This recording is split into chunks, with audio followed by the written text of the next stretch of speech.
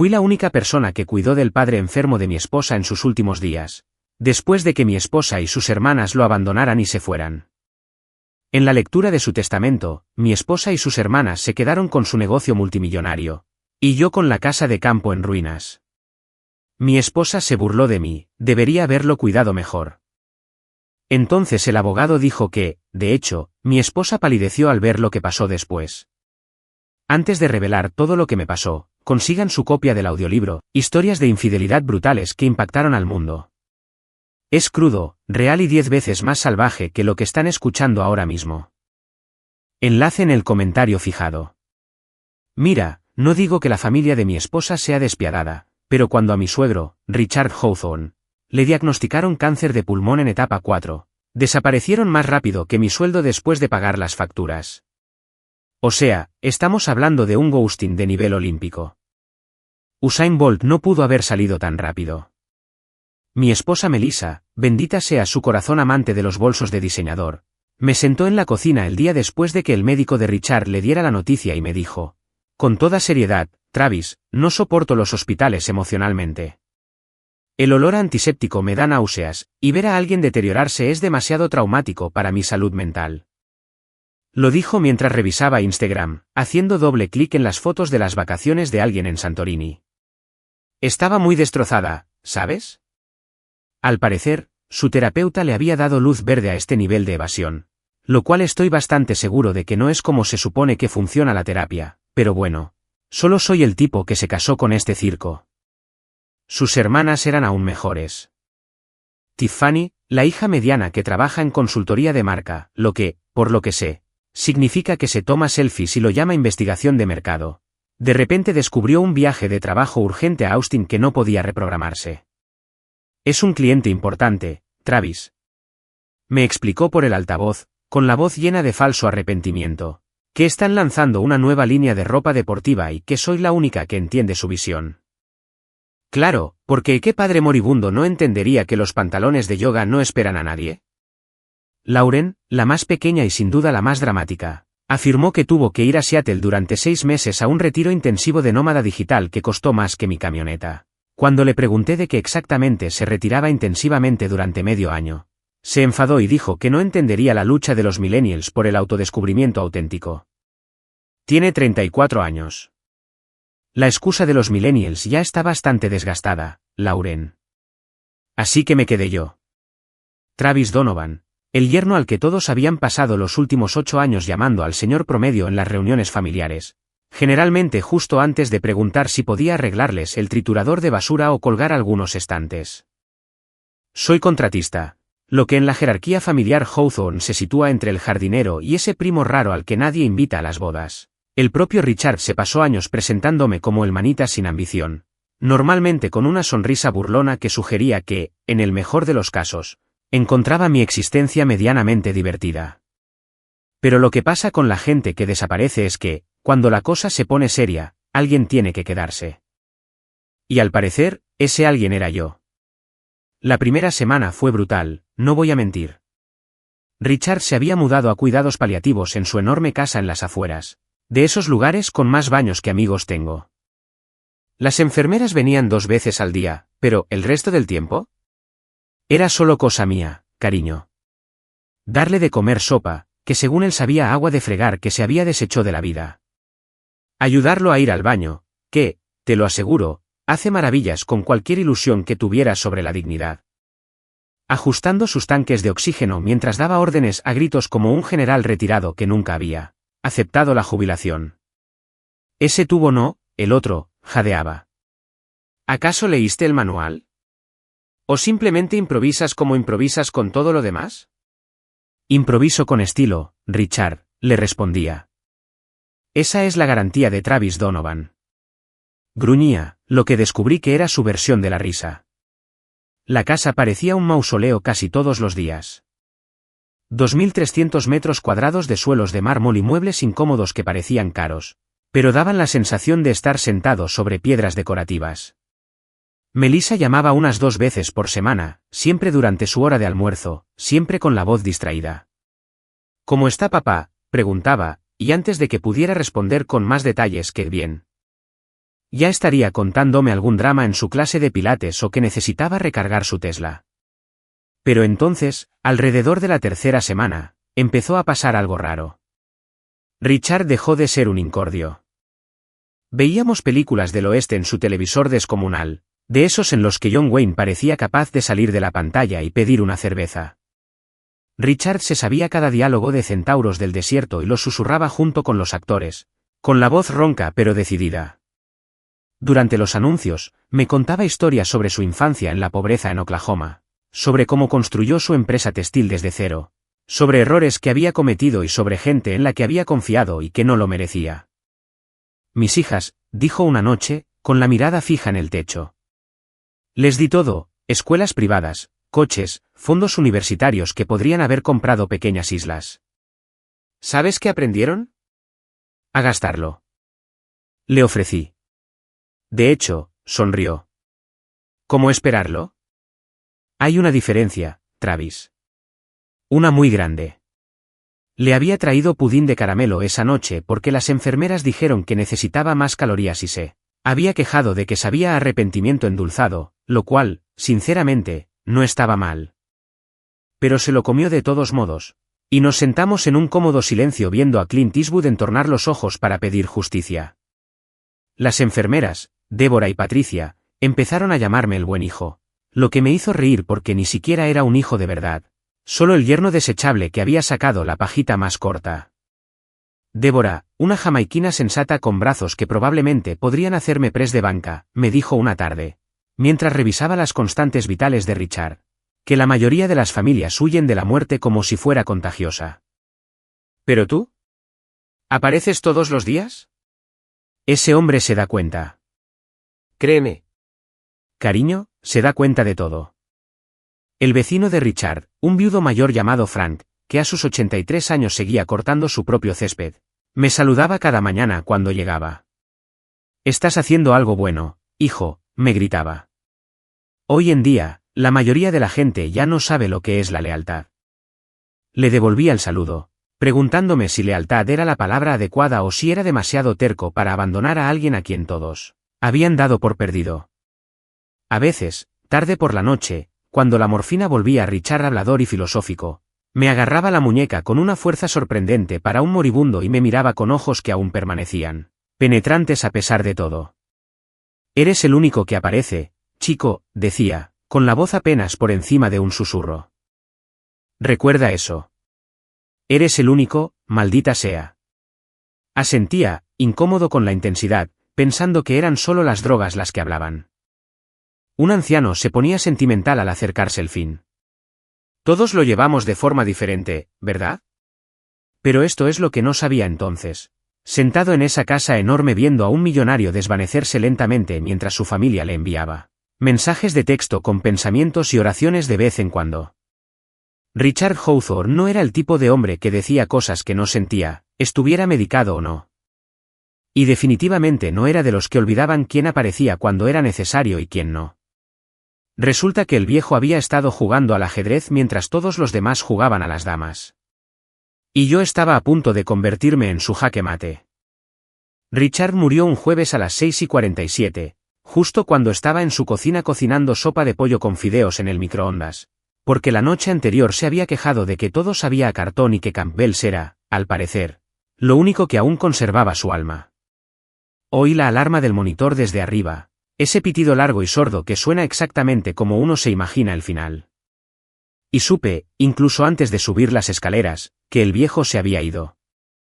Débora, la enfermera de noche, ya estaba allí, buscando el pulso que sabía que no encontraría, con un rostro profesional pero triste. Se fue en paz, me dijo, con la mano en mi hombro. Dormido. Qué suerte, cariño. Asentí, mirando el rostro de Richard, que parecía extrañamente más joven sin todo ese dolor grabado en él. Parecía como si por fin hubiera ganado una discusión que nadie más sabía que estaba teniendo. Llamé a Melissa a las 7:02 de la mañana.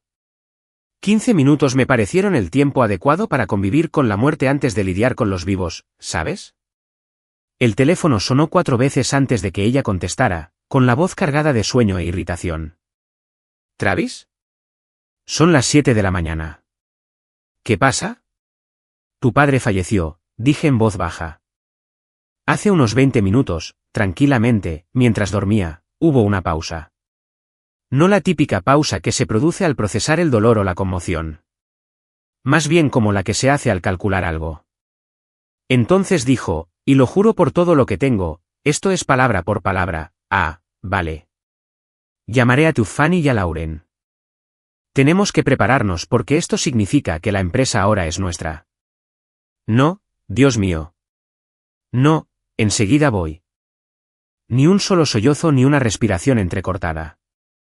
Solo un enfoque inmediato, como si la muerte de su padre fuera una notificación por correo electrónico sobre un dividendo en acciones. Melissa, dije, intentando mantener la voz serena, tu padre acaba de morir. Quizás podríamos tener, no sé, 5 minutos de ser humanos antes de hablar de la estructura corporativa. No te pongas dramático. ¿Travis? Espetó, de repente despierta. Así es como las familias empresarias adultas manejan las cosas. ¿Nos duele? Sí. Pero también tenemos que pensar de forma práctica. Papá habría querido que fuéramos inteligentes con esto. Claro. Richard definitivamente habría querido que su muerte se tratara como una oportunidad de adquisición hostil. Totalmente de su estilo. Llegó 2 horas después con un traje negro de Chanel que parecía sospechosamente recién salido de la tienda, con el maquillaje perfecto y el pelo alborotado como si estuviera en una alfombra roja para un duelo. Tiffany y Lauren aparecieron en menos de 1 hora, ambas con gafas de sol de diseñador en un espacio cerrado, como si fueran famosas esquivando paparazzi en lugar de hijas que habían ignorado a su padre durante 6 meses, mientras se pudría. Se abrazaron en el vestíbulo, un abrazo grupal extraño que parecía ensayado. Y juro que oí a Tiffany susurrar, por fin somos libres. Lauren ya estaba con el móvil, probablemente enviando mensajes a sus seguidores sobre este momento difícil con una selfie con filtro donde se veía hermosamente trágica. La planificación del funeral fue algo completamente distinto.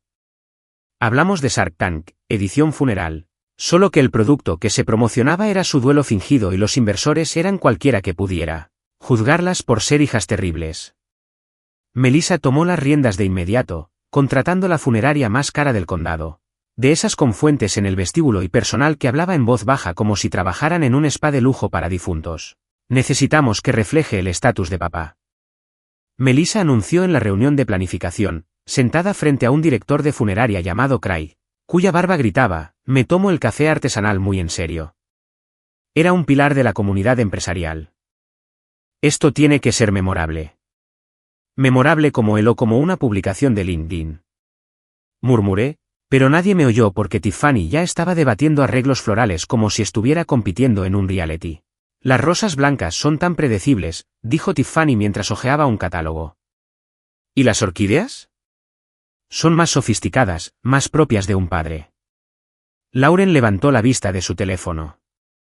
¿Podríamos hacer un muro conmemorativo digital donde la gente pueda publicar fotos interactivas? Podría transmitir en vivo partes para quienes no puedan asistir. La miré fijamente. ¿Quieres transmitir en vivo el funeral de tu padre? Se llama ser inclusivo, Travis, replicó ella. No todos pueden viajar. Así, su legado llega a más gente. Así es el proceso de duelo moderno. Al parecer, el proceso de duelo moderno también incluyó a Tiffany vistiendo un traje blanco en el funeral porque, como explicó a cualquiera que la escuchara, el blanco es símbolo de pureza y nuevos comienzos en muchas culturas. Leí sobre ello en un artículo de Goop. Me pareció bien. Parecía que estaba asistiendo a una boda muy confusa o audicionando para una secta. Casi esperaba que empezara a repartir cristales purificadores. El funeral se celebró un sábado en la iglesia episcopal de San Miguel, un precioso edificio antiguo con vidrieras y suficientes paneles de madera como para hacer llorar a un leñador. Acudieron unas 200 personas, en su mayoría socios, amigos del club de campo y gente que probablemente le debía dinero a Richard en algún momento. Frank, el vecino, se sentó en el último banco y me saludó con un gesto de complicidad cuando nuestras miradas se cruzaron. Melissa pronunció el panegírico, subiendo al podio con tacones tan altos que estoy casi segura de que violaban varias leyes de la física. Se aclaró la garganta, miró al público con expresión de emoción ensayada y comenzó, Mi padre era un hombre complicado. Casi me río a carcajadas. Hombre complicado es un término universal para decir que apenas hablamos, pero necesito sonar profunda e introspectiva ahora mismo. Es el equivalente en un panegírico a, no eres tú, soy yo. Continuó, con la voz temblorosa en los momentos adecuados. Nos enseñó el valor del trabajo duro, la importancia de la familia y el significado de la perseverancia.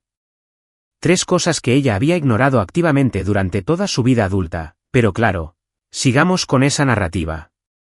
Construyó un imperio de la nada, y su legado perdurará a través de todos los que lo amamos.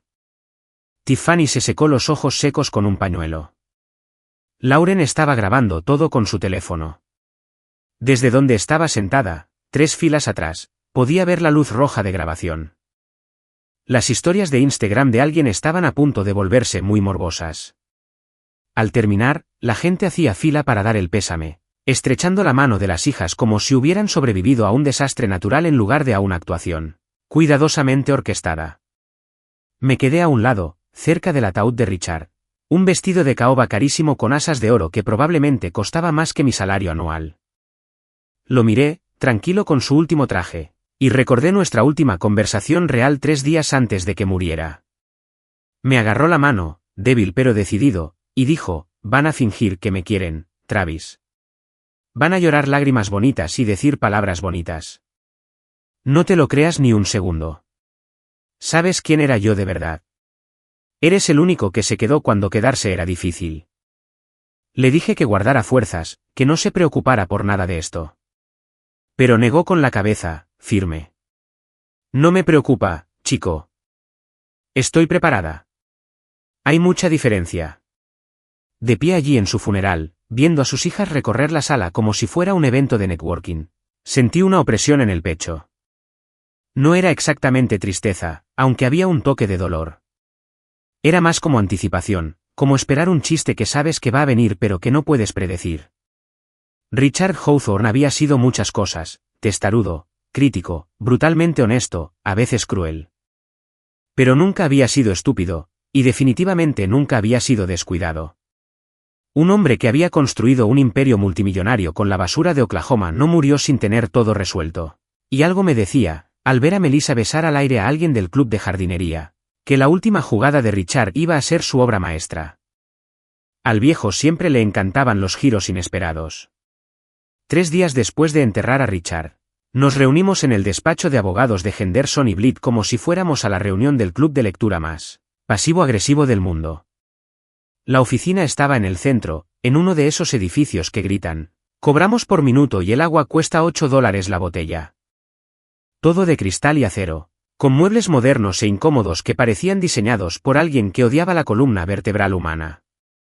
La sala de conferencias del piso 14 tenía ventanales que daban a la ciudad, una mesa tan pulida que podías ver reflejada tu crisis existencial, y ese olor característico de los lugares caros, una mezcla de cuero, dinero y la leve desesperación de quienes intentan demostrar su lugar allí.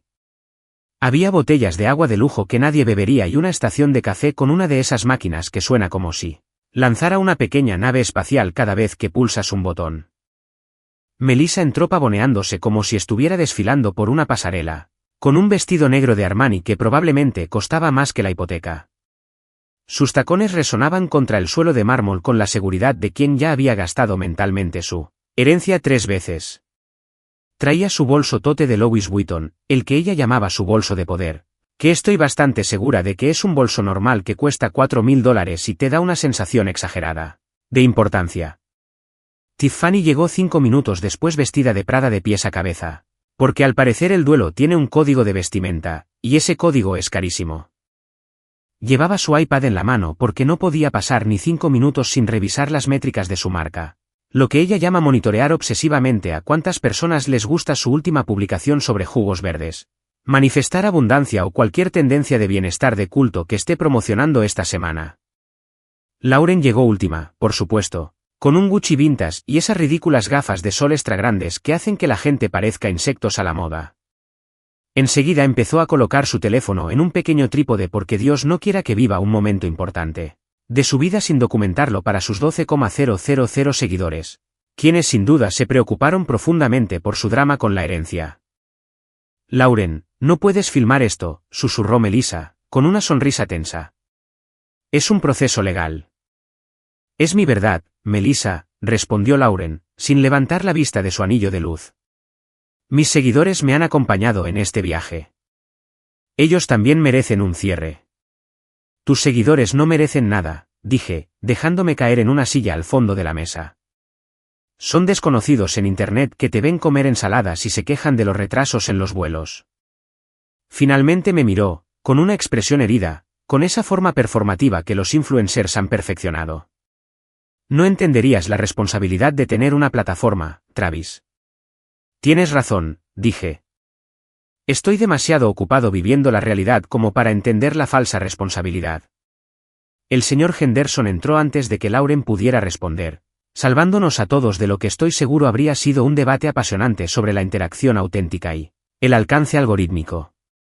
Charles Henderson tenía unos 65 años, cabello canoso, gafas de montura metálica y el tipo de rostro que había visto todas las peleas familiares imaginables y dejó de sorprenderse por la atrocidad humana en algún momento durante la administración Reagan. Llevaba una carpeta de cuero que parecía más vieja que yo y pesaba como si estuviera a punto de arbitrar un combate en jaula disfrazado de planificación patrimonial. Damas, caballeros, dijo, con ese tono de voz característico de los abogados cuando se les exige profesionalmente fingir que todos en la sala son civilizados. Gracias por venir. Sé que es un momento difícil. Melissa no pudo evitarlo. Vamos al grano, Charles. Aquí todos somos adultos. Sabemos por qué nos reunimos. ¿Verdad? Adultos. Esa es sin duda la palabra que usaría para describir a 3 mujeres que abandonaron a su padre moribundo y ahora estaban prácticamente salivando por su dinero como si fuera la última oferta del Black Friday en Nordstrom. El señor Henderson se sentó, abrió la carpeta con la reverencia de quien maneja un documento histórico y sacó el testamento de Richard. Estaba mecanografiado en papel elegante con membrete en relieve, porque incluso muerto, Richard Hawthorne no hacía nada a medias. El abogado carraspeó de esa manera dramática que deben enseñar en la Facultad de Derecho, justo entre cómo facturar en incrementos de 6 minutos y cómo usar una voz ominosa para causar un gran impacto. El último testamento de Richard James Hawthorne. Empezó, y juro que la temperatura de la habitación bajó 5 grados por la intensidad de la atención colectiva. Escrito el 15 de marzo de este año y presenciado por mí y mi pareja, Gregory Blitt. 15 de marzo. Los idus de marzo. Por supuesto, Ricardo había actualizado su testamento el día en que Julio César fue apuñalado. El hombre tenía un don para la sincronización simbólica. Henderson continuó leyendo la jerga legal estándar que suena a inglés pero no lo es. Toda esa jerga histórica y perpetua que te hace preguntarte si los abogados solo están jugando con nosotros. Entonces llegó a la parte buena. Su voz adquirió esa cadencia lenta y dramática que a los abogados aparentemente les encanta usar para los giros argumentales. A mis hijas, Melissa y Hawthorne Donovan, Tiffany Marie Hawthorne y Lauren Elizabeth Hawthorne, les dejo el control de las acciones de Hawthorne Textiles Incorporated, que se dividirán equitativamente entre las 3, valoradas en aproximadamente $12,6 millones. Melissa aplaudió. No exagero. Juntó las manos en un aplauso sincero, como si acabara de ver una obra de teatro infantil y quisiera animar a los artistas. El sonido resonó en la sala de conferencias y, por un instante, todos la miraron fijamente. Lo siento, dijo, sin sonar para nada arrepentida. Es solo que... ¡Qué noticia tan maravillosa! Papá nos quería mucho. Tiffany se acercó y le dio un beso. Un auténtico choca a esos 5. En la lectura de un testamento, presencié la muerte del decoro en tiempo real, sinceramente, me impresionó bastante la audacia. Lauren tenía el teléfono en la mano, escribiendo a toda velocidad, probablemente creando el título perfecto sobre el legado, la familia y la gratitud que acompañaría cualquier foto con filtro que publicara después. Algo así como, eternamente agradecido por las lecciones que papá nos enseñó sobre construir imperios y creer en la familia, con 17 emojis y un enlace a su tienda de Amazon. El señor Henderson esperó a que terminaran la celebración, con un rostro cuidadosamente neutral que sugería que había visto esta misma situación cientos de veces con cientos de familias terribles diferentes. Luego continuó leyendo y su mirada se posó en mí por un instante. ¿Y a mi yerno? Travis Michael Donovan. Le dejo la casa de campo familiar y la propiedad circundante en Willow Creek Road, 82, incluyendo todas las estructuras, el terreno y sus pertenencias. La habitación quedó en un silencio sepulcral. Se podría haber oído caer un bolso de diseñador. Entonces Melissa resopló. No fue una risa suave, sino una combinación de resoplar y reír que sonaba como si un cerdo cuestionara tus decisiones de vida. Te echaste, Trap, dijo, apenas conteniendo su alegría. La vieja y destartalada granja en medio de la nada. Deberías haberlo cuidado mejor.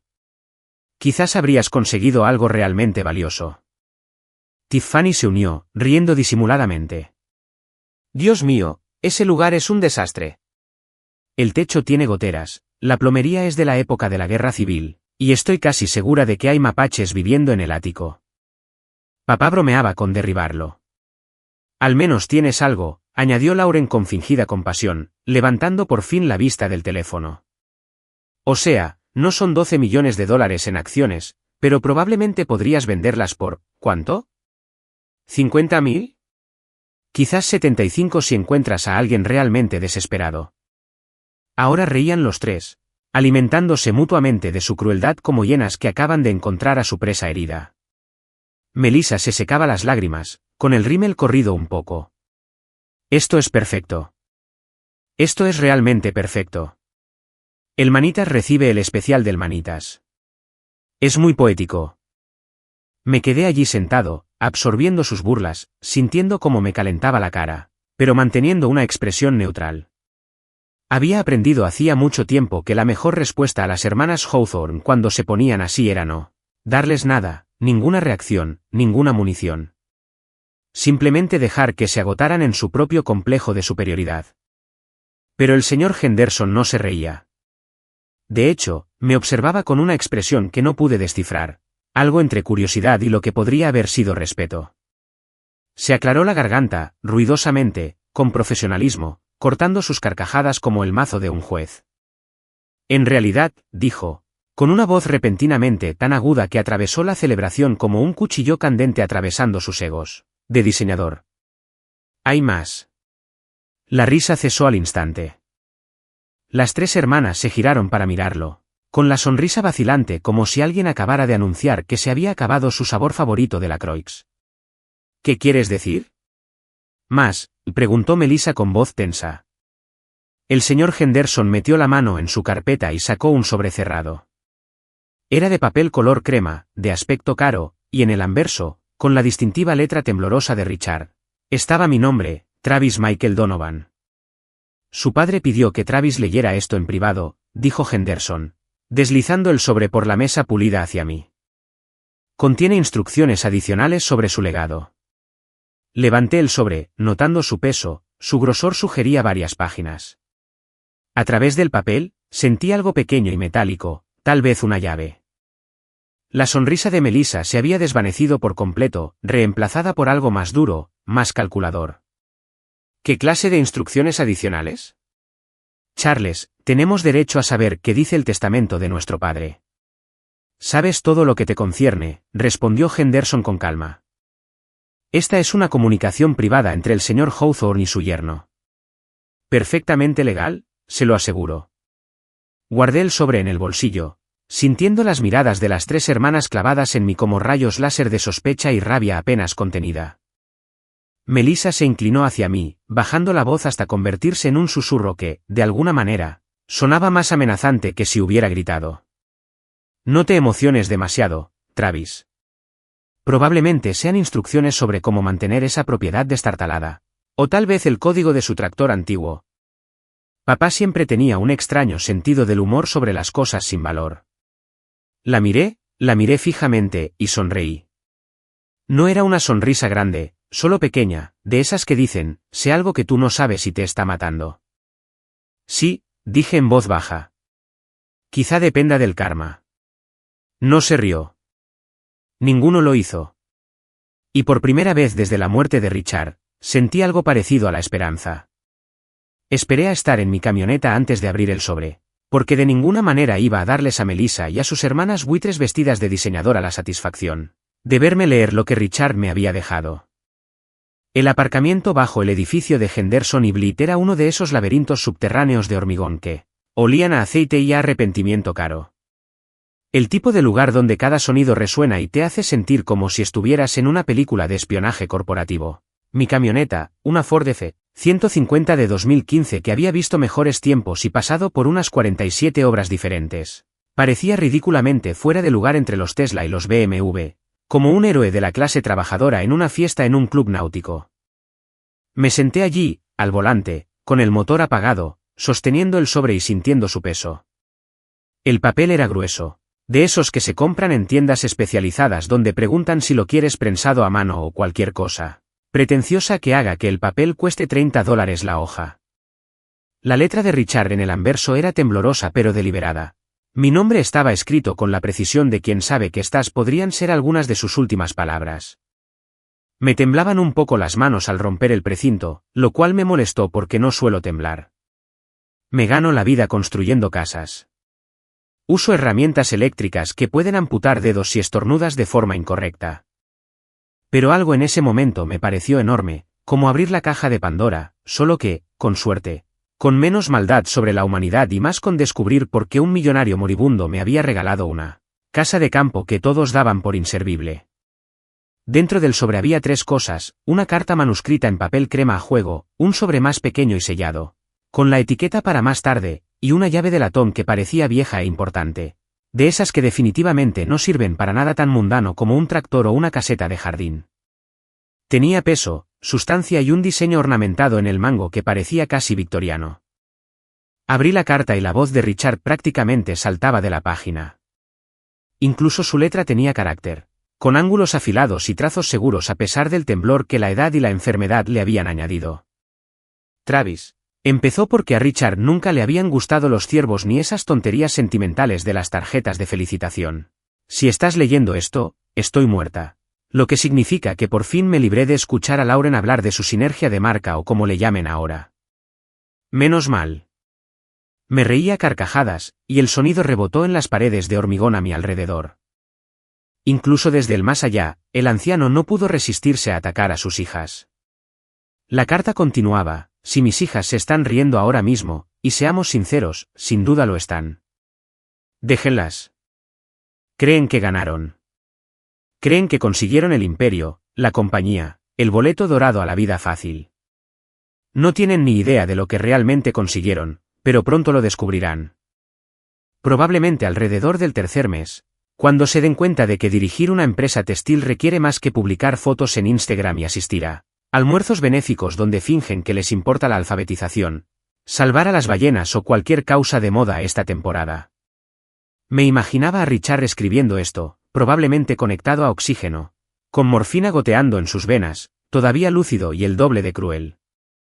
El hombre apenas había podido caminar al baño sin ayuda, pero su mente se mantuvo despejada hasta el final, catalogando cada desaire, cada ausencia, cada mensaje falso de voy a visitarte pronto, que le habían enviado sus hijas. La granja no es lo que parece, escribió Richard, y sentí que se me aceleraba el pulso. El número 82 de Willow Creek Road ha pertenecido a mi familia durante 4 generaciones. Mi abuelo construyó esa casa con sus propias manos en 1924, y desde entonces, todos los habitantes de Hawthorne le han añadido algo. Mi padre construyó el sótano. Yo añadí el taller. ¿Pero qué hay debajo del viejo lagar en ese sótano? Eso es algo que nadie sabe excepto yo, mi contable Miriam López, y ahora tú. La vieja prensa de sidra. La recordaba vagamente de la vez que Richard me llevó a la granja hacía unos 3 años, cuando aún gozaba de buena salud y solo quería que alguien lo ayudara a mover unos muebles que sus hijas consideraban demasiado rústicos para su estética. La prensa era una enorme antigüedad en un rincón del sótano, hecha de madera y hierro, que parecía una pieza de museo de la Revolución Agrícola. Habíamos movido cajas y le pregunté si aún funcionaba. Todo en esa casa sigue funcionando, había dicho Richard. Solo hay que saber usarlo. En ese momento, pensé que solo estaba filosofando sobre cosas viejas, pero ahora ese recuerdo me impactó de otra manera. La carta continuaba: ve al sótano. Mueve la prensa de sidra. Tiene ruedas. Es más fácil de lo que parece. Debajo encontrarás una trampilla. La llave de latón la abre. Lo que hay dentro es algo que no podía confiarle a nadie más, Travis. Te lo ganaste. Te sentaste con un viejo moribundo mientras todos los demás buscaban excusas convenientes. Me cambiaste los tanques de oxígeno.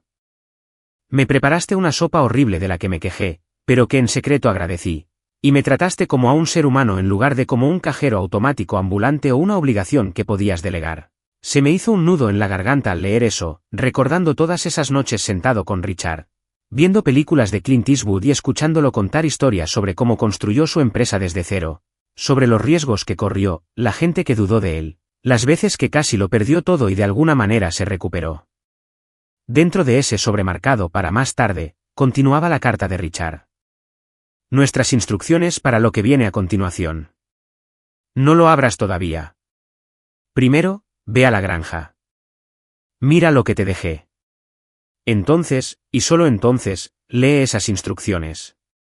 Créeme, chico. El orden importa. La carta terminaba diciendo, pensaban que solo era un viejo senil que divagaba sobre el pasado. Pensaban que solo me importaba la empresa, el legado, el apellido Hawthorne. Pero esto es lo que nunca entendieron. Un legado no es lo que dejas, sino a quién se lo dejas. Hazme sentir orgulloso, Travis. Y si tienes oportunidad, dile a Melissa que el karma es una perra con muy buena memoria y excelentes habilidades contables. Me quedé allí sentado con esta carta en la mano, leyéndola 3 veces, sintiendo emociones que no podía identificar. Richard lo había planeado todo. Cada detalle. La granja de la que todos se burlaban. La misteriosa herencia. Todo este elaborado montaje. Todo fue intencional. El hombre había orquestado su último movimiento como un gran maestro de ajedrez contra oponentes que ni siquiera sabían que estaban en una partida. Mi teléfono vibró. Un mensaje de Melissa. No te hagas ilusiones con lo que escribió papá. Probablemente estaba medicado y era sentimental. La granja sigue siendo un basurero. Quizás puedas darle la vuelta y por fin poder permitirte unas vacaciones decentes. Otra sorpresa. Tiffany. Sinceramente, Travis, deberías agradecernos que no hayamos impugnado el testamento. Podríamos haber argumentado que manipulaste a papá en sus últimos días. Estamos siendo generosos. Y Lauren. No hay resentimientos por la distribución de la herencia. Papá sabía lo que hacía. Hay quienes están destinados a construir imperios.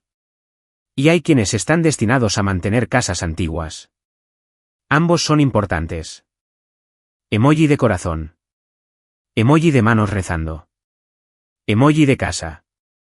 La condescendencia era tan intensa que podría haberla untado en una tostada. Estaban tan convencidos de que habían ganado. Tan seguros de que sus $12 millones en acciones eran el premio y mi granja, el trofeo de consolación para el perdedor que había hecho todo el trabajo. Miré la llave de latón en la palma de mi mano, sintiendo su peso, su promesa de secretos. Luego miré el sobresellado más pequeño, marcado para más tarde, resistiendo el impulso de abrirlo allí mismo en mi camioneta como un niño impaciente en la mañana de Navidad. Pero Richard había dicho que el orden importaba. Y si algo había aprendido de Richard Hawthorne en los últimos meses, era que cuando decía algo importante, lo escuchabas. Arranqué la camioneta, y el motor rugió con ese rugido confiable y de clase trabajadora que probablemente ofendía a todos los vehículos de lujo del garaje. Al salir a la luz de la tarde, rumbo a la carretera que me llevaría a Willow Creek, mi teléfono vibró una vez más. Melissa otra vez. Por cierto, estamos haciendo que los abogados preparen los documentos para que podamos comprarte esa casa de campo. Te daremos $80,000, que es mucho más de lo que vale. Considéralo un regalo. El dinero te vendría muy bien, y podemos demolerlo y urbanizar el terreno adecuadamente. Todos ganan. Sonreí, guardando mi teléfono en el bolsillo sin responder. No tenía ni idea de lo que me aguardaba bajo esa vieja prensa de sidra, de lo que Richard me había dejado realmente, de qué se trataba todo esto. Pero estaba a punto de descubrirlo. Y, Sinceramente, me moría de ganas de ver su cara cuando lo hiciera.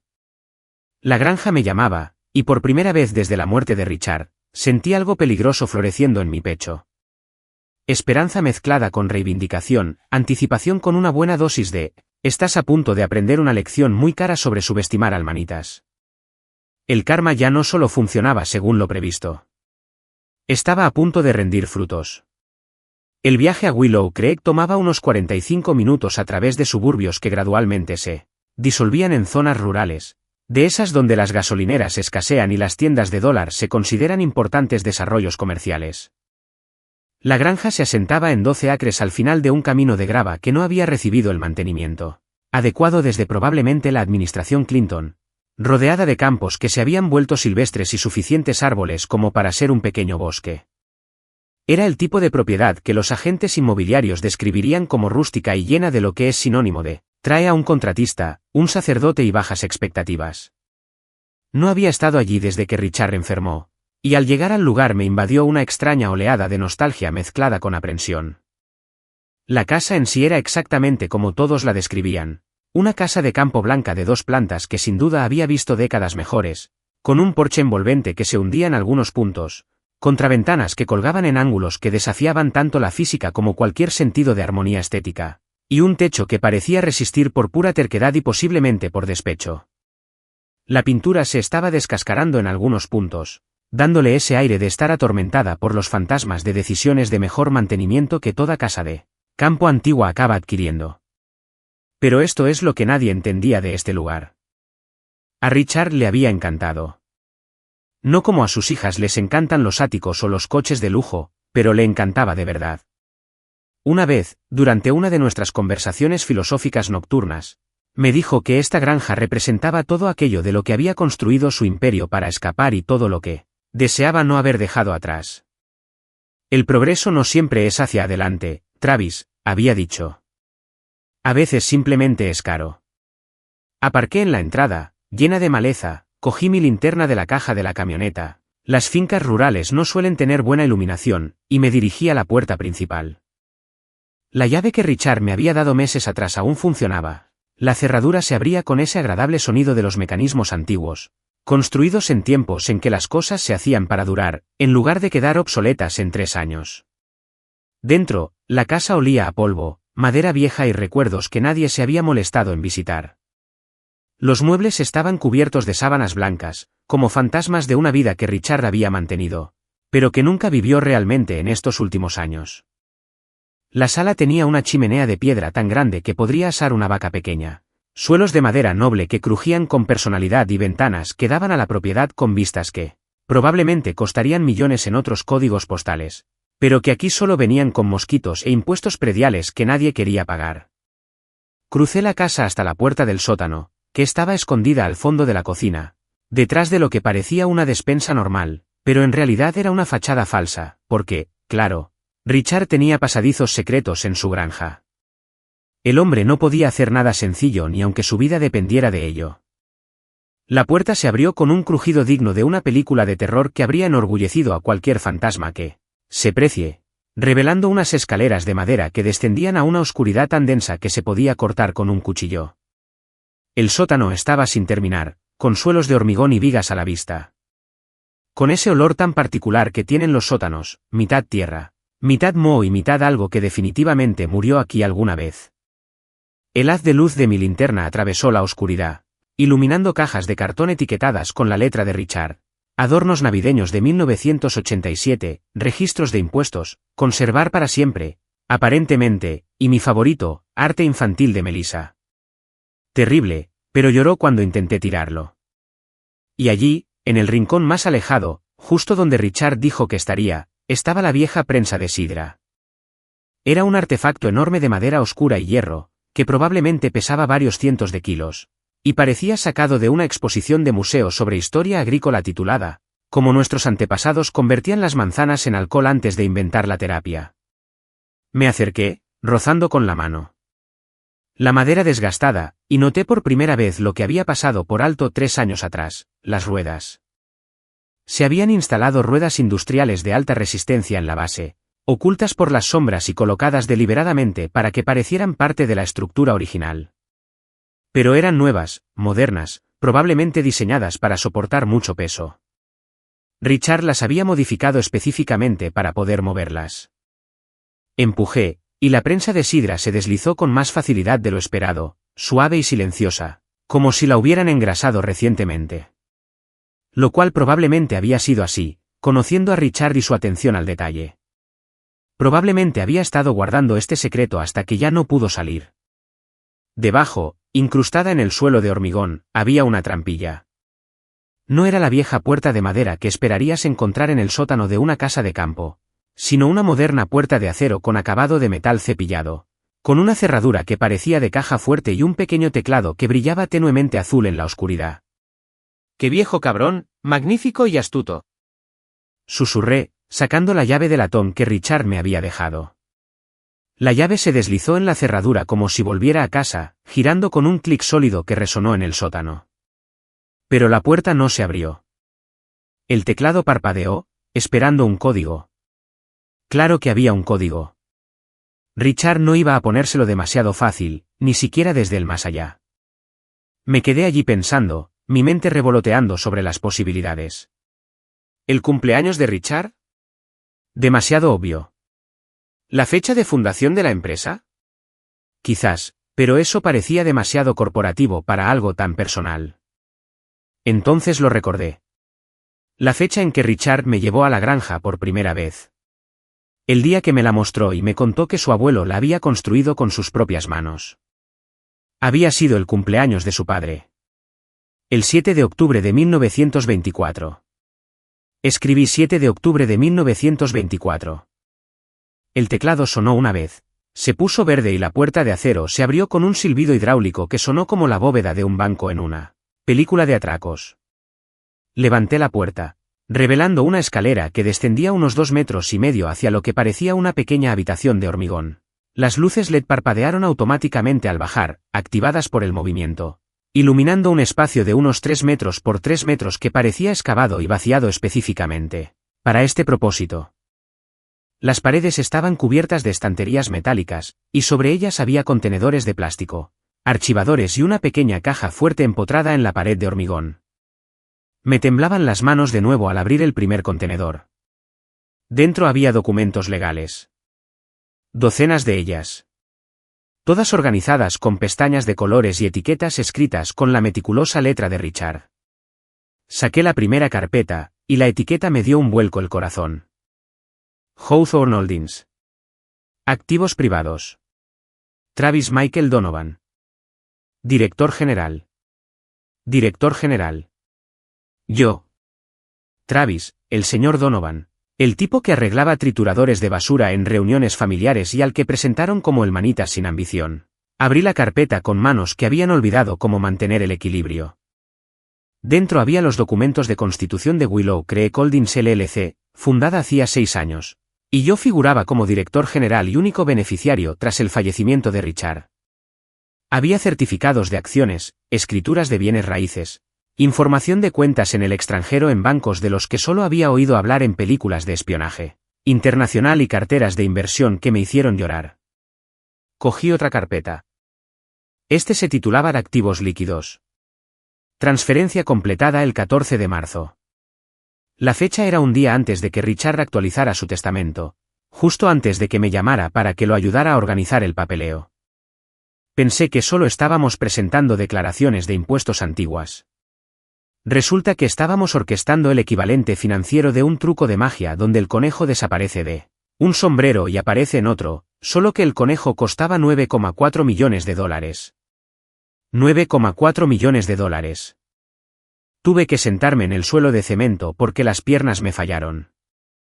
El número estaba ahí mismo, en blanco y negro, impreso en extractos bancarios oficiales, verificado por la firma de Miriam López como contable registrada, fechado y notariado, y absolutamente, completamente, increíblemente real.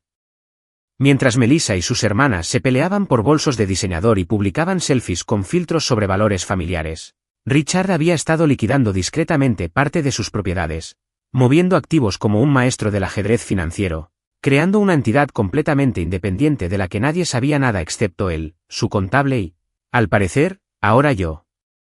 Había una carta sujeta a los extractos bancarios, escrita a mano en el mismo papel crema que la carta del coche. Sorpresa, Travis. Esto es lo que se perdieron mientras estaban demasiado ocupados midiendo las cortinas de su herencia. Pasé 6 años moviendo dinero, vendiendo partes de la empresa a las que nadie prestaba atención, invirtiendo en propiedades y carteras que realmente tenían sentido en lugar de solo verse bien en el papel. Willow Creek Holdings posee 17 propiedades comerciales. Tiene inversiones en 4 continentes diferentes y controla suficientes activos líquidos como para que los 12 millones de dólares de mi hija parezcan calderilla. ¿La empresa que tienen? Es una fachada, amigo. Ese bonito exterior, con solo deudas y mi terquedad manteniéndolo todo en su sitio. Tienes el corazón. Úsalo con sabiduría. Haz algo que importe. Y cuando Melissa inevitablemente te llame pidiendo dinero dentro de unos 6 meses, no dudes en recordarle que el karma guarda excelentes ingresos. RH. Estaba sentado en esa habitación secreta subterránea, rodeado de evidencia de la última obra maestra de Richard, y me reí. Me reí tanto que asusté a lo que parecían ratones o quizás mapaches en el sótano de arriba. Reí hasta que las lágrimas me rodaron por la cara, me dolió el estómago y no podía respirar bien. Porque Richard Hawthorne, el hombre complicado al que sus hijas habían elogiado sin conocer, el millonario que todos creían entender, había llevado a cabo la estafa más hermosa, vengativa y absolutamente perfecta que jamás había visto. Les había dado justo lo que querían, la empresa, el prestigio, el título de herederas de Industrias Hawthorne, y al hacerlo, no les había dado nada más que un barco que se hundía con sus nombres. ¿Y yo? El manitas promedio, el yerno sin ambición, el tipo que había aparecido y preparado una sopa horrible. Conseguí el imperio que ni siquiera sabían que existía. Salí de esa habitación secreta, cerré la trampilla, volví a colocar la prensa de sidra en su lugar y salí del sótano a la luz del atardecer sintiéndome como si acabara de descubrir que era la protagonista de una historia en la que no sabía que estaba.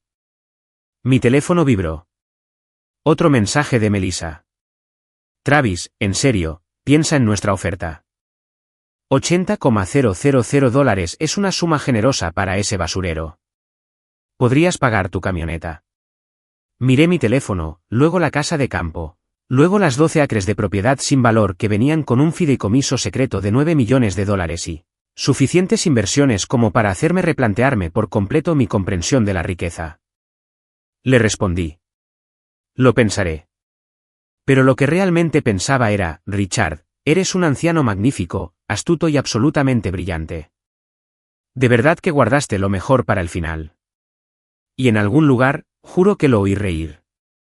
Llamé a Miriam López a las 7:30 de la mañana siguiente porque me había pasado toda la noche despierta en la cama mirando el techo, con el cerebro haciendo cálculos matemáticos para los que no estaba preparada y sacando números que parecían imposibles.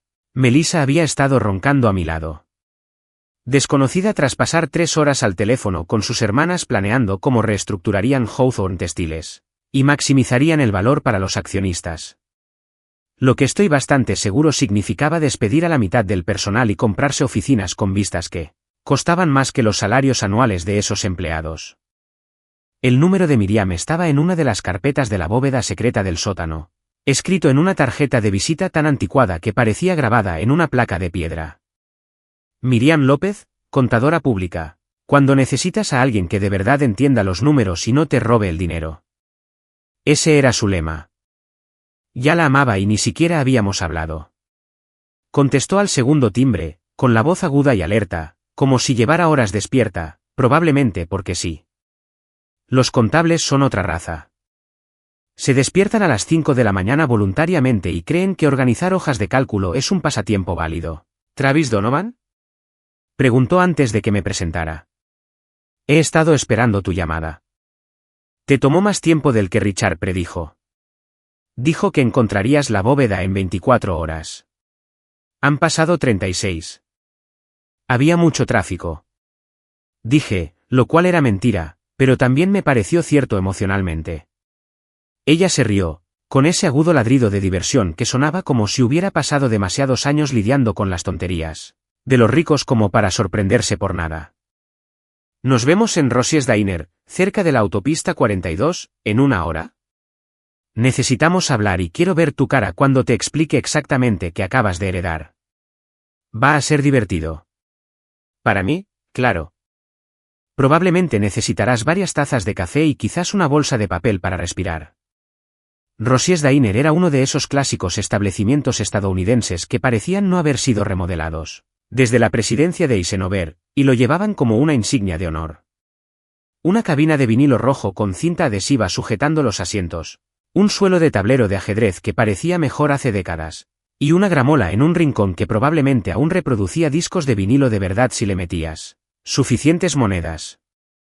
El café se servía en tazas de cerámica gruesas que podían servir como armas en caso de apuro, y el menú incluía platos como el especial del camionero y el plato de ataque al corazón sin ninguna ironía. Miriam ya estaba allí cuando llegué, sentada en una mesa de la esquina con una laptop abierta, 3 carpetas manila apiladas a su lado y una taza de café que parecía capaz de quitar pintura. Tenía unos 50 años, el pelo negro con mechas plateadas recogido en una coleta sencilla, gafas que colgaban de una cadena alrededor del cuello y una chaqueta que decía, «Soy profesional, pero también pelearé contigo si es necesario».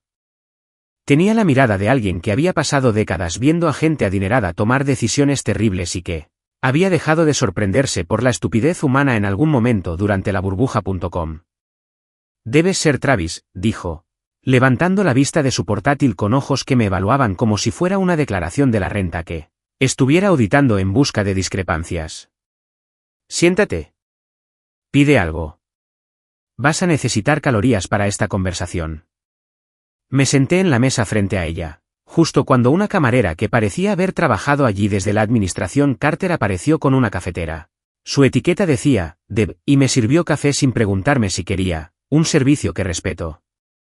«¿Qué quieres, cariño?», preguntó Deb, con esa voz áspera de quien lleva 40 años fumando un paquete al día y no piensa disculparse. «Panqueques», dije, porque cuando la vida se desmorona, se comen panqueques. «¿Y tocino?». «Mucho tocino». «Qué listo», dijo Miriam mientras Deb se alejaba. «Necesitarás proteínas y carbohidratos para lo que te voy a contar». Cerró su portátil, lo apartó y colocó las carpetas manila frente a ella como un croupier a punto de revelar su mano ganadora. «Así que encontraste el pequeño tesoro de Richard. ¿Cómo te sentiste?».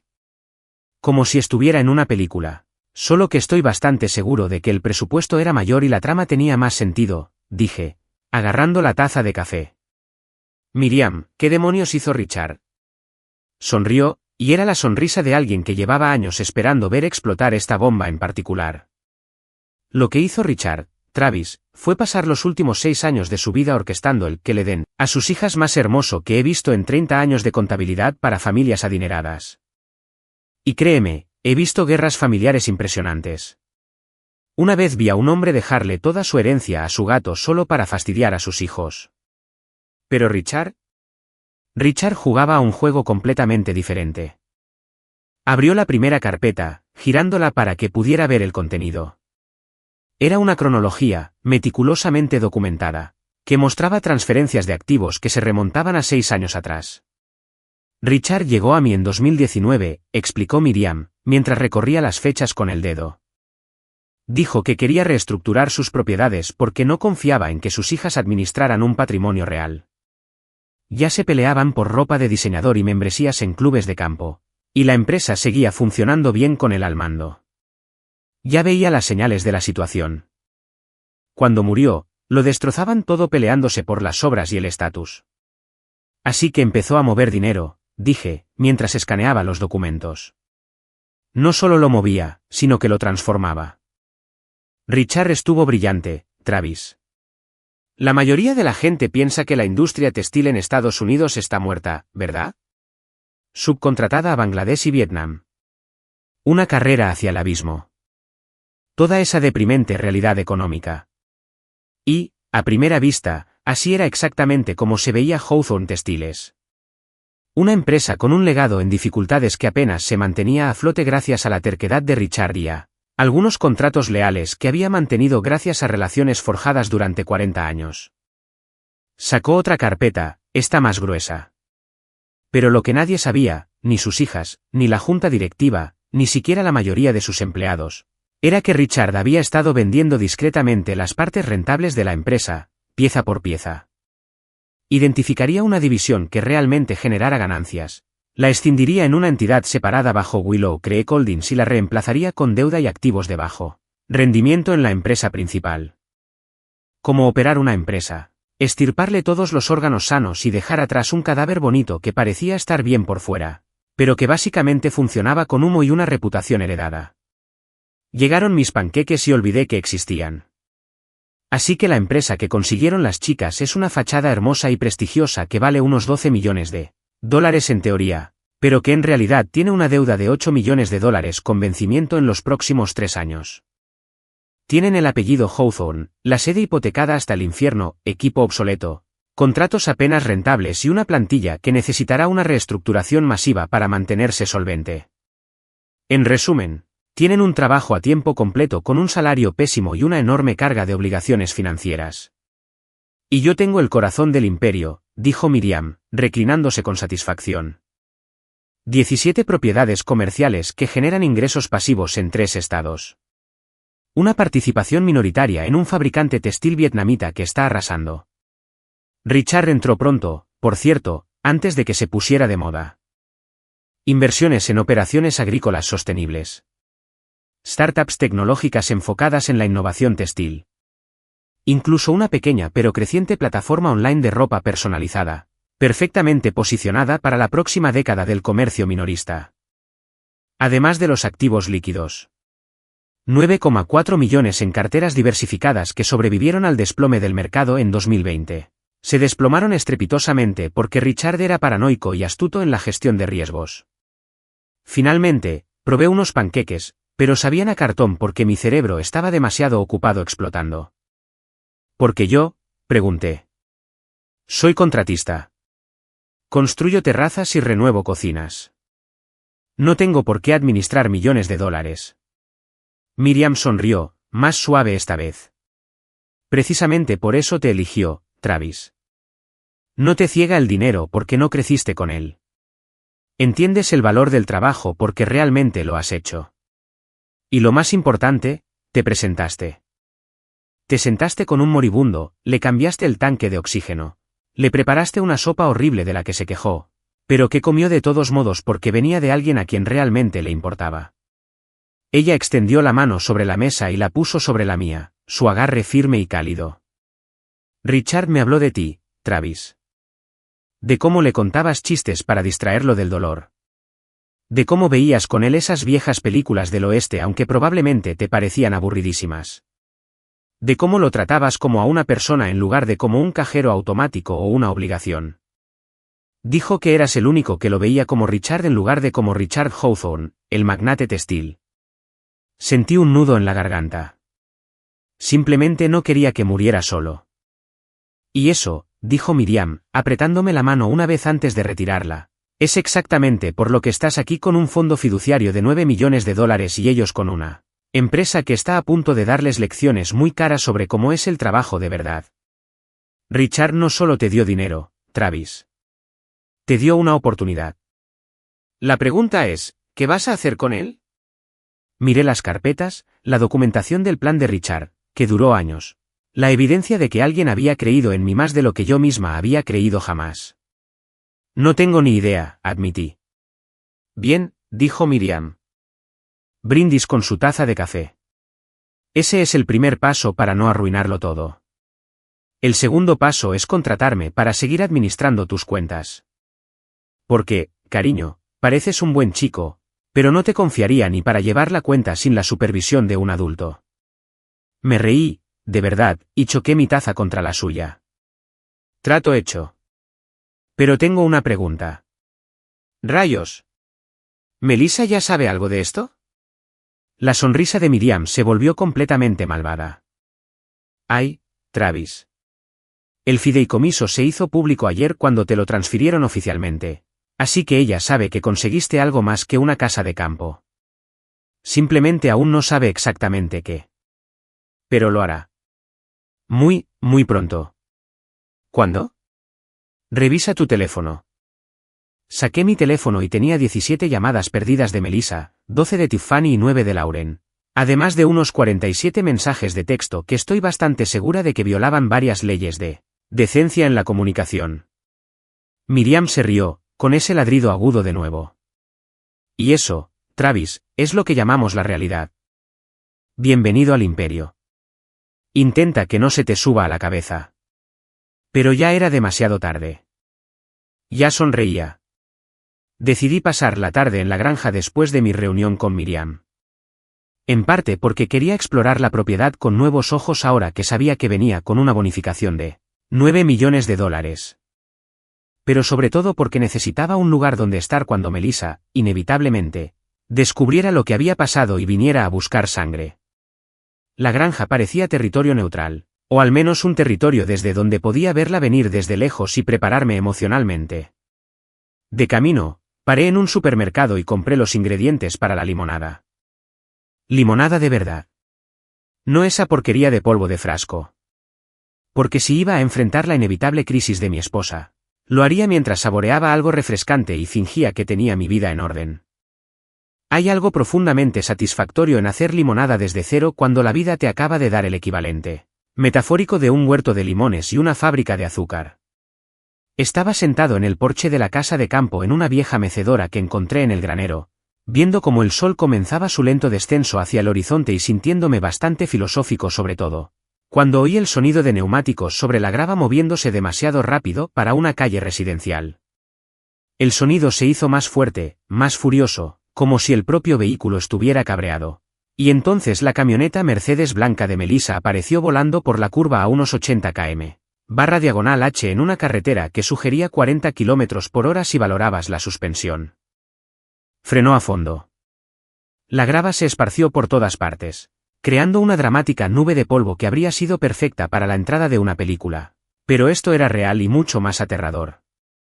La puerta del conductor se abrió de golpe antes de que se asentara el polvo, y Melissa salió con unos vaqueros de diseñador que probablemente costaban más que mi hipoteca mensual, tacones que no debían usarse en una entrada de grava y una expresión que sugería que estaba a punto de cometer un delito y se sentía completamente justificada.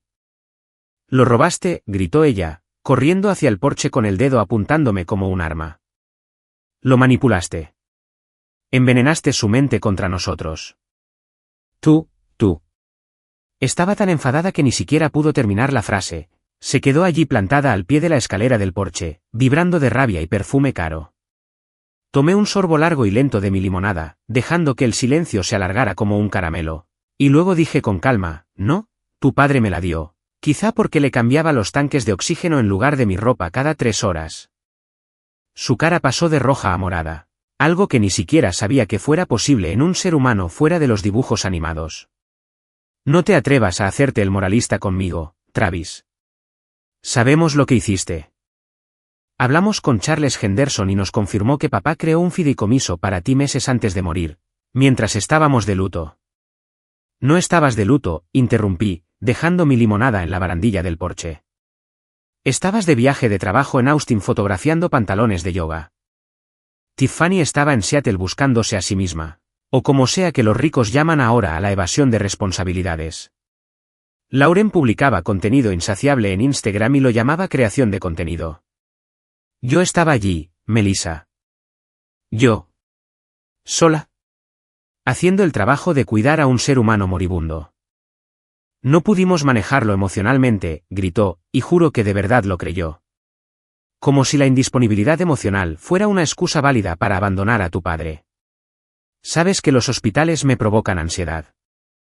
Mi terapeuta dijo, tu terapeuta no sabe que tu padre murió pensando que a sus hijas les importaban más los bolsos que a él». Lo dije en voz baja, y fue como un puñetazo. Lo vi en su rostro, el estremecimiento, el momento de duda antes de que la ira volviera a apoderarse de él para disimularlo. Antes de que pudiera responder, se detuvieron 2 vehículos más, el Audi negro de Tiffany y el Tesla rojo de Lauren, porque, claro, habían compartido su furia. Las hermanas emergieron como una turba bien vestida, con los tacones resonando en la grava con furia sincronizada. «Travis», gritó Tiffany, acercándose con el teléfono en la mano como si estuviera documentando pruebas para una futura demanda. Exigimos ver la documentación de este supuesto fondo fiduciario.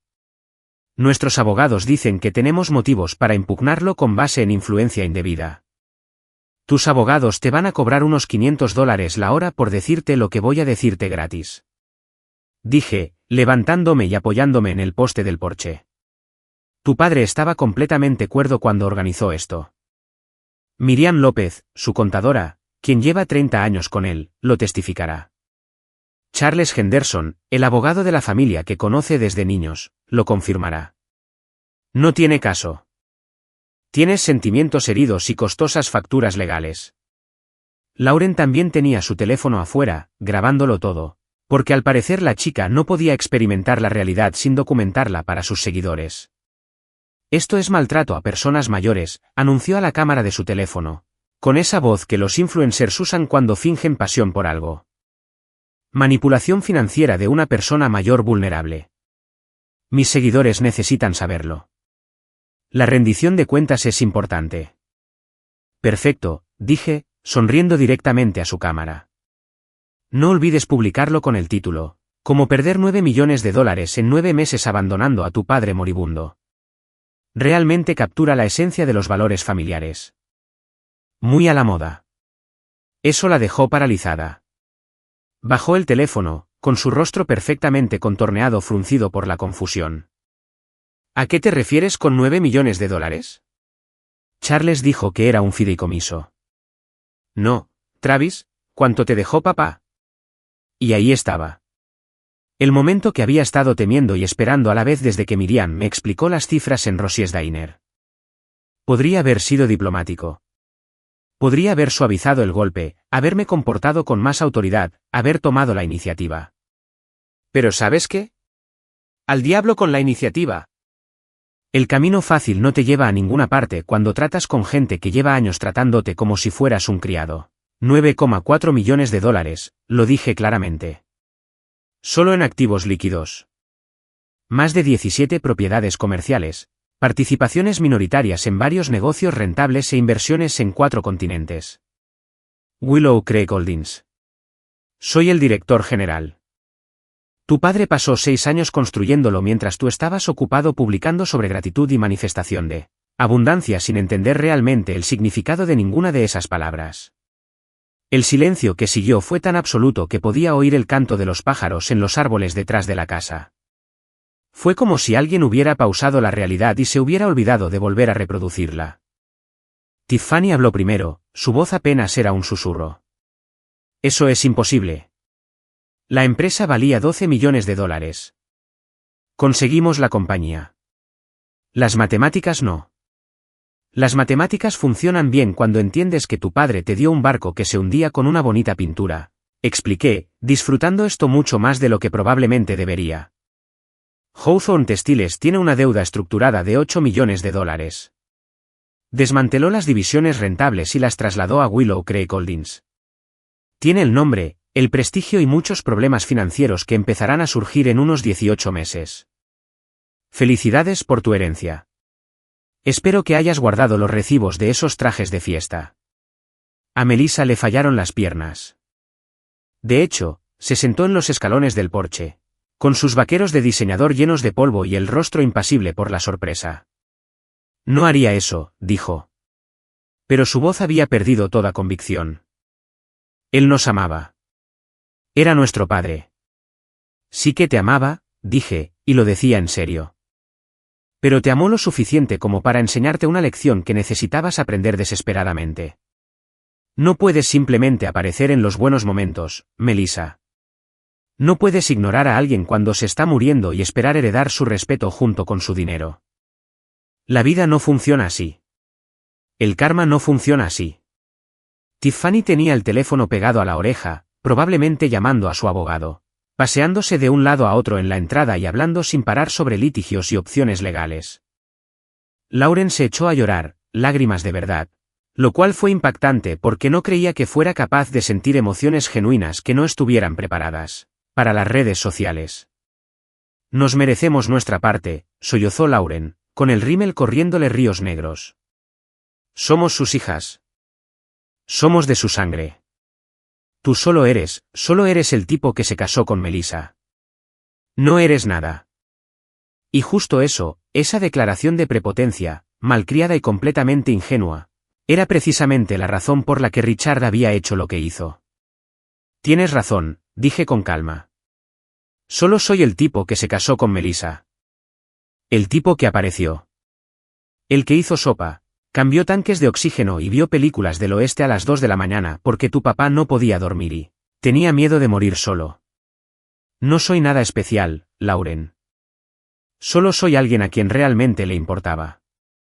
Al parecer, eso fue lo suficientemente especial para Richard. Tiffany regresó furiosa, su abogado, al parecer, no respondió porque era domingo por la tarde, e incluso los abogados que cobran por cada aliento necesitan tiempo libre.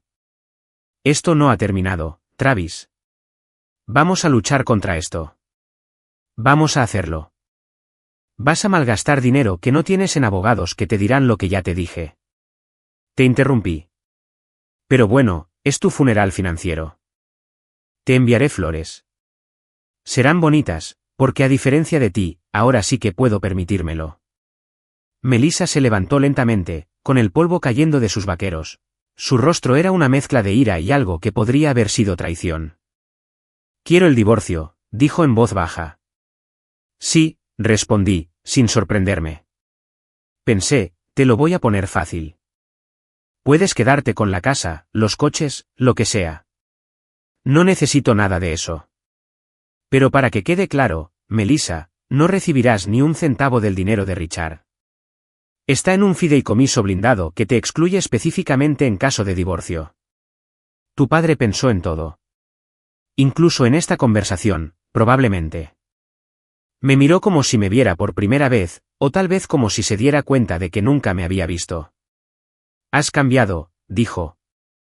No, la corregí. Simplemente dejé de fingir que me parecía bien cómo me tratabas. ¿Qué diferencia?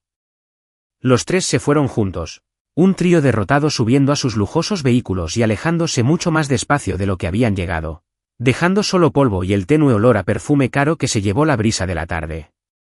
Volví a sentarme en la mecedora, tomé mi limonada y di un largo trago. Estaba caliente, pero aún sabía a victoria. La casa de campo crujió a mi alrededor, acomodándose en la noche, y en algún lugar de los campos, oía un búho comenzar su ronda nocturna. Por primera vez en 8 años de matrimonio, me sentí en paz.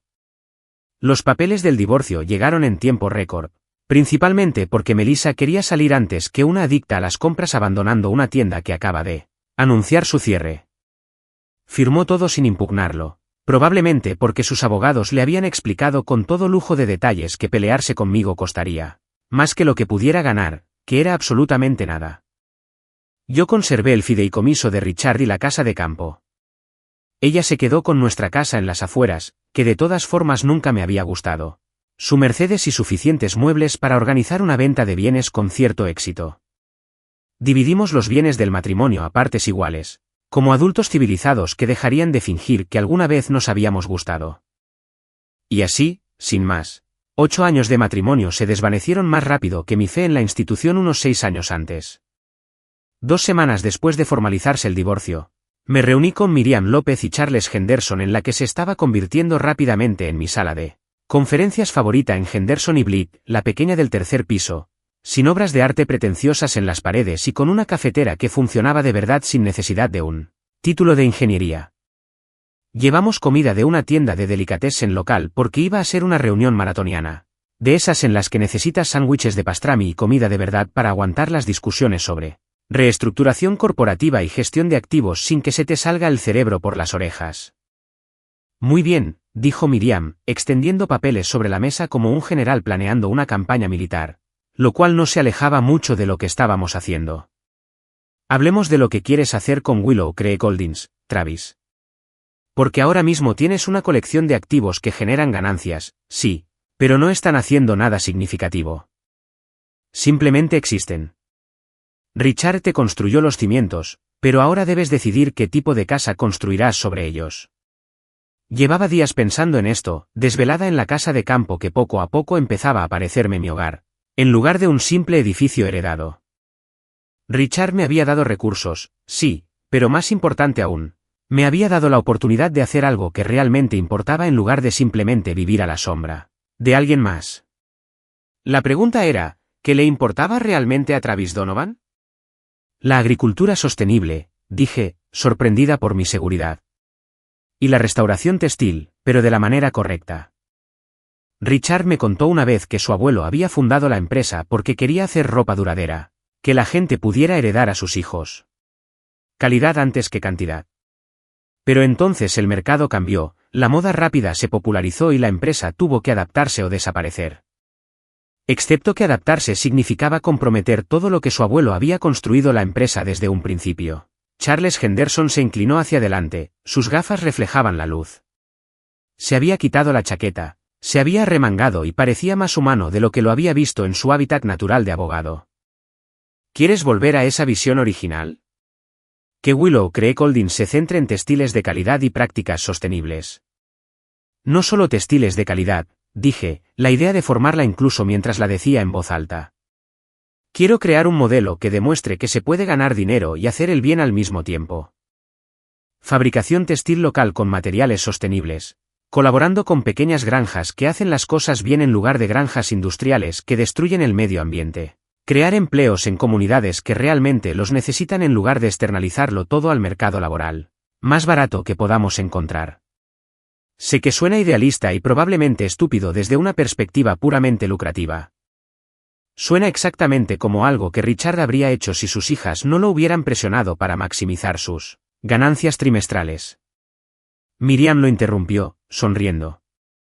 Travis, tienes $9 millones en activos líquidos y 17 propiedades generadoras de ingresos.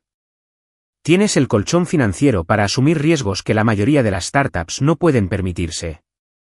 Y lo más importante, tienes algo aún más valioso, ¿te importa?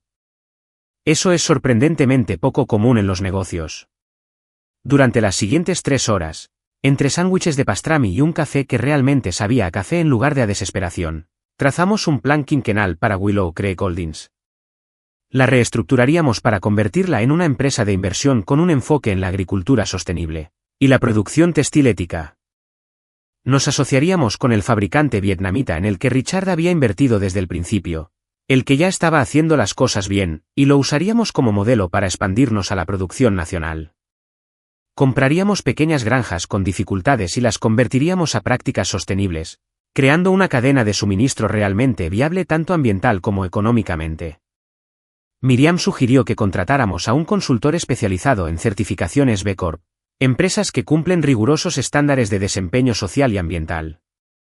Charles nos recomendó que habláramos con un amigo suyo que dirigía una organización sin fines de lucro dedicada al desarrollo económico rural, alguien que podría ayudarnos a identificar comunidades donde nuestra inversión pudiera tener el mayor impacto. Me quedé allí tomando notas como si estuviera en la universidad, solo que esta vez el tema era cómo usar la riqueza heredada sin convertirla en algo que siempre odias, algo que definitivamente no se impartía en mi universidad comunitaria. También deberíamos arreglar la casa de campo, dije durante un momento de calma en la conversación. Conviértalo en la sede de Willow Creek Holdings. Nada sofisticado, simplemente restáurelo como debe ser.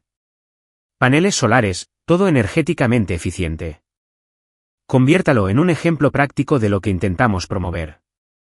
La imagen es perfecta, dijo Charles, asintiendo. Un multimillonario evita las lujosas oficinas del centro y dirige un imperio desde una granja restaurada. Los medios se lo tragarán. No soy multimillonario, protesté. Tengo 9 millones, no 900 millones. Miriam se rió. Cariño, para el 99% de los estadounidenses, eres un multimillonario. Acéptalo. Úsalo. Pero no dejes que te convierta en un imbécil. Contraté a un contratista local, no a una gran empresa, sino a Jake Morrison, un tipo con el que había trabajado en varios proyectos a lo largo de los años y que entendía la diferencia entre renovación y destrucción. Jake llegó a la granja 3 días después con su equipo, echó un vistazo y soltó un silbido bajo, como los que los contratistas reservan para proyectos que van a ser muy divertidos o muy caros, a veces ambas cosas. Travis, mi amigo, dijo Jake, paseando por el porche y tocando las tablas con el escepticismo profesional que le da el haber descubierto Problemas ocultos bajo fachadas bonitas durante años. Este lugar tiene buena estructura, pero estamos hablando de una restauración completa. Techo nuevo, mejoras en el sistema eléctrico, plomería que no data de la época de Truman. ¿Seguro que quieres invertir en ello? Sí, claro, dije, pero quiero que se haga bien. Eficiencia energética, paneles solares, todo lo relacionado con la sostenibilidad. Haz que la casa sea reconocible para el abuelo de Richard, pero que no se sienta anticuada. ¿Puedes hacerlo? Jake sonrió. ¿Puedo hacerlo yo? Hermano, he estado esperando toda mi carrera a un cliente que de verdad quiera hacer las cosas bien en lugar de lo más barato. ¿Cuándo empezamos? Ayer, dije, y su sonrisa se ensanchó. La renovación duró 3 meses. Y ver cómo se transformaba esa casa de campo era como ver a alguien pasar de apenas sobrevivir a prosperar. El techo nuevo con paneles solares hacía que el lugar pareciera mitad nave espacial, mitad casa de campo. Ventanas que realmente eran energéticamente eficientes en lugar de agujeros decorativos que perdían calor y dinero. Fontanería que funcionó a la primera sin hacer ruidos como una morsa moribunda. Pintura fresca, no un blanco puro, sino un cálido color crema que parecía que el sol y el optimismo habían dado a luz. Y en el porche delantero, Jake instaló un columpio a medida, hecho con madera reciclada, que podía acomodar cómodamente a 3 personas o a una persona con una crisis existencial por la herencia, lo cual se estaba convirtiendo en mi nuevo pasatiempo favorito. La gente del pueblo empezó a darse cuenta. Willow Creek no era precisamente una metrópolis. La población rondaba los 3.000 habitantes en un buen día, cuando todos estaban en casa y nadie visitaba a familiares en la ciudad. Así que, cuando alguien invierte dinero en restaurar la antigua granja de Hawthorne y emprende un negocio que crea empleos, de verdad, la noticia corre más rápido que los chismes en una comida compartida en la iglesia. Frank, el antiguo vecino de Richard, pasó por mi casa una tarde mientras yo estaba sentado en el nuevo columpio del porche con mi portátil, fingiendo entender los informes trimestrales que Miriam me había enviado, pero sobre todo simplemente apreciando que ahora tuviera un columpio. Mírate, dijo Frank, subiendo los escalones del porche con la cautela de un hombre de 83 años que se ha caído una vez y no quiere repetir la experiencia. El granjero director ejecutivo, así te llaman en la ferretería. Travis Donovan, el contratista que heredó una fortuna y no se convirtió en un imbécil de inmediato. Eres una leyenda local, hijo. El granjero director, repetí, probando la frase en voz alta. Sonaba ridículo y perfecto a la vez, como un apodo que al principio odias pero que con el tiempo te acaba gustando como el musgo de un árbol. Me gusta eso. Suena mucho mejor que señor promedio. ¿Así te llamaban las hijas de Richard?, preguntó Frank, acomodándose en la mecedora que le había dejado especialmente desde que empezó a hacer de estas visitas algo habitual. Entre otras cosas, dije, la mayoría de las cuales no puedo repetir en compañía educada. Frank se rió entre dientes, con esa risa áspera de alguien que fumó durante 50 años. Lo dejó hace 30 y todavía parecía estar superándolo. ¿Sabes cómo te ha estado llamando Melissa últimamente? ¿Quiero saberlo? Probablemente no. Pero te lo voy a decir de todas formas porque ya estoy viejo y no me importan las formalidades sociales. Le dijo a alguien en el supermercado que eres un estafador manipulador que le robó su herencia maltratando a personas mayores. Cita textual. Cheryl estuvo en plantilla el mes pasado, intentando recortar gastos, pero es como poner una curita en una herida de bala. Dicen que se declararán en quiebra a finales de año. Asentí, viendo cómo el sol se ponía en el horizonte, tiñendo los campos de dorado y naranja. No me hacía mucha gracia, pero tampoco me sentía culpable. Richard les había dado justo lo que pedían, el control de la empresa, y lo que hicieran con ella era su responsabilidad, no la mía. Richard lo sabía, dije en voz baja. Sabía exactamente lo que pasaría. Les dio suficiente cuerda y confió en que se ahorcarían con ella. Qué listo, dijo Frank. Malo como el demonio, pero inteligente. Nos sentamos allí en un silencio confortable, 2 hombres en un porche viendo el final del día, y me di cuenta de que esto era justo lo que me había estado perdiendo en mi antigua vida. Esta paz. Esta simplicidad. Esta sensación de estar exactamente donde debía estar, haciendo exactamente lo que debía hacer. El granjero director ejecutivo. Sí, Podría vivir con eso. 6 meses después del divorcio, Hawthorne Textiles Inc. empezó a implosionar como un edificio en una demolición controlada. Excepto que nadie controlaba nada, y definitivamente no iba según lo planeado. Melissa y sus hermanas habían logrado convertir su herencia de $12 millones en una clase magistral, sobre cómo no dirigir un negocio, lo cual habría sido impresionante si no fuera tan predecible. Primero, despidieron a la alta dirección. Personas que llevaban décadas en la empresa y sabían lo que hacían, porque querían aportar nuevas perspectivas.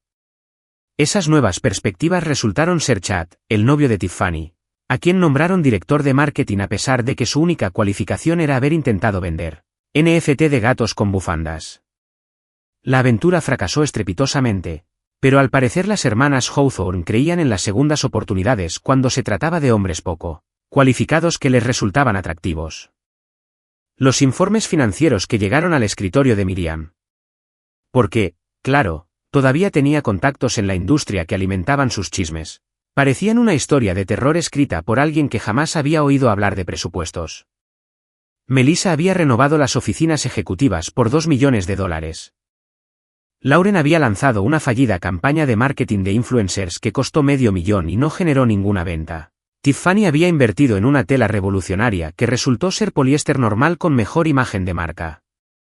La deuda que Richard había estructurado cuidadosamente para su vencimiento empezó a llegar como facturas después de Navidad. Excepto que, en lugar de extractos de tarjetas de crédito, se trataba de $millones en préstamos que nadie se había molestado en preparar. Los empleados empezaron a abandonar el barco. Los clientes buscaron otros proveedores. El precio de las acciones, que se negociaban en privado entre familiares e inversores, se desplomó más rápido que mi fe en la humanidad cada vez que consultaba las noticias.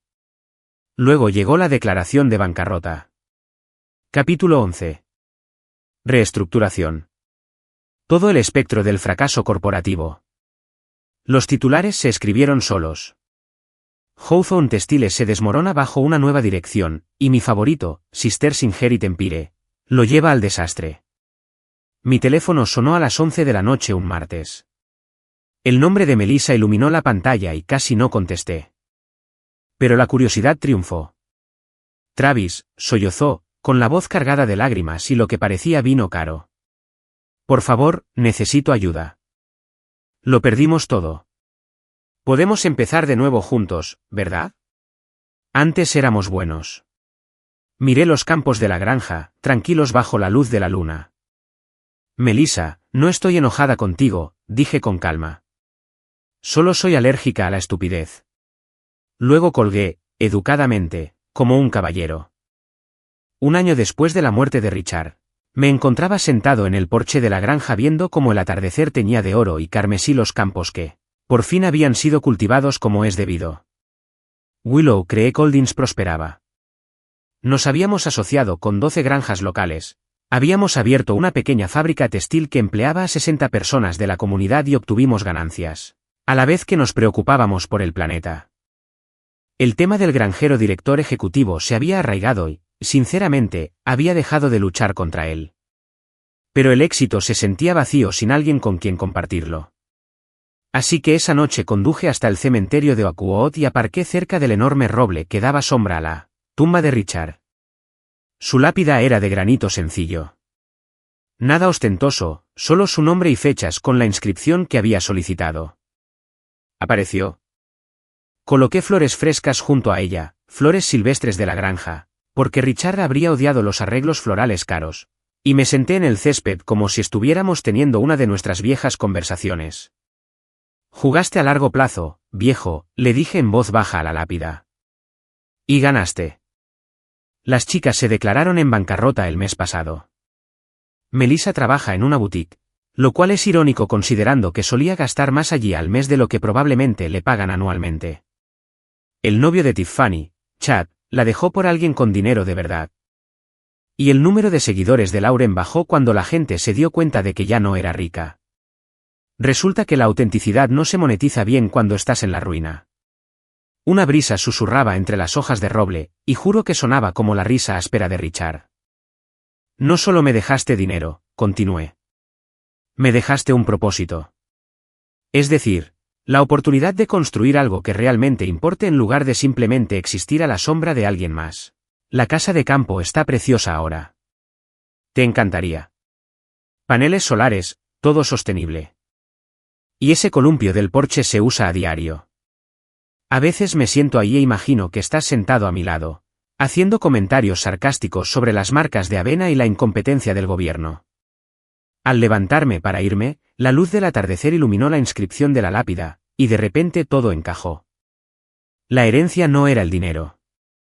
No eran las propiedades, las inversiones ni ninguna de las riquezas tangibles que Richard había transferido. La verdadera herencia era la lección, presentarse. Mantente presente. Preocúpate cuando sea difícil. Construye algo que perdure. Me volví hacia mi camioneta y juro que oí su voz en el viento. Te dije que aguantaras, chico. Los campos brillaban dorados. Los pájaros cantaron sus canciones vespertinas. Y por primera vez en mucho tiempo, me reí. Fuerte. Libre. Y genuinamente feliz. Porque el karma no acababa de llegar. Se había agravado con intereses. Si crees que esto es una locura, aún no has oído nada. La verdadera locura reside en mi audiolibro, Historias de infidelidades brutales que impactaron al mundo. Haga clic en el enlace en el comentario fijado y sumérjase. Es traición, exposición y karma a todo volumen.